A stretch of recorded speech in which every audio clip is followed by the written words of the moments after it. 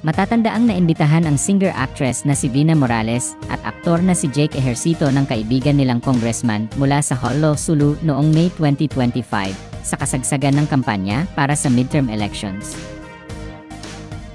Ibinahagi ng singer-actress sa kanyang Instagram account ang ilang mga litrato at video ng pagdating nila ng aktor sa airport sa Sulu.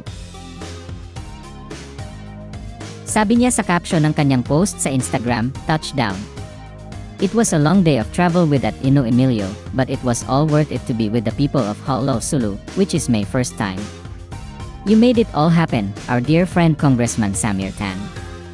It was a success, filled with peace, and seeing everyone smile during the motorcade meant everything. Alhamdulillah. Assalamualaikum musalam." Batay sa isa pang video na ipinost ni Vina sa kanyang Instagram account, nag-enjoy sila ni Jake habang nagmo-motorcade sa nasabing lugar. Nag-post din ng ilang mga larawan mula sa isang campaign motorcade ang aktor sa kanyang Facebook page. Dahil doon, nagkomento ang isang Facebook user sa naturang post kung saan pinuna nito ang aktor. Sabi ng nag-comment, "Ayaw namin ng pogilaang, dapat may alam at plataforma." Akala tuloy ng nasabing Facebook user na nangangampanya si Jake sa isang social media post, kaya naman nilinaw ng aktor na hindi siya tumatakbo sa politika. Naipost niya sa kanyang page ang screenshot ng kanyang comment at may nakalagay na caption na, "Marathon lang ang labanan, hindi halalan." Naging topic ni OG Diaz sa OG Diaz Showbiz Update na in-upload noong May 15, 2025 ang pagkakalink ni Vina Morales kay Jake Ejercito. Ayon kay OG, tinext niya si Jake at ang sabi ng aktor ay hindi raw totoo ang chika tungkol doon.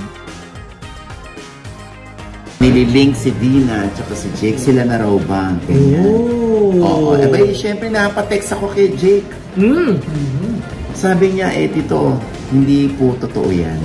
Nagkasama lang kami ni Vina sa isang motorcade ng isang campaign sortie doon sa Sulu. Yan lang po yan. Ba't nakakaan ba sila ng mga romantic moments? Wala. Wala? Wala. Tapos, alam mo naman ang mga netizen, di ba? Ano yun, scoop-scoopan sila eh. Parang kailangan ma-outscoop ka nila. Kaya, di ba, lahat na lang ng may camera, mayroong karapatang maging vlogger. Gaganon lang yan. Ay, ispopost ko to. Kaya yun ang nangyari. Kaya naman itong Miyerkules, June 25, 2025, ay hiningan ng pep.ph ng reaksyon si Vina Morales tungkol sa kumalat na issue sa kanila ni Jake Ejercito sa pamamagitan ng Viber messaging.